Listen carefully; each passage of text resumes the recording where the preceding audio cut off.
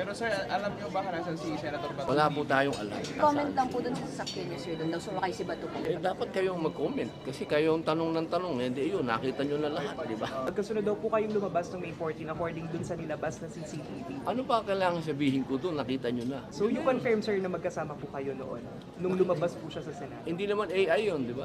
Sir, saan kayo pumunta after? Senator, sir, about Si Senator Bato. Maraming salamat sa inyo. Nakuha nyo na yung gusto ninyo. Napanood nyo na. Palagay ko naman siguro matatahimik na kayo. Lahat ng tinatanong nyo.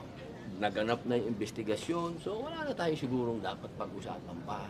May Diba? illegal po ba doon, sir, sa ginawa ninyo? Ano po? May illegal po comment, ba? sir. Pa doon? Ay tanong natin sa kanila kung may illegal. Kasi sa amin, tandaan ninyo, ang Senate, ang sabi ng aming SP, hihintayin namin ang warrant ng local court.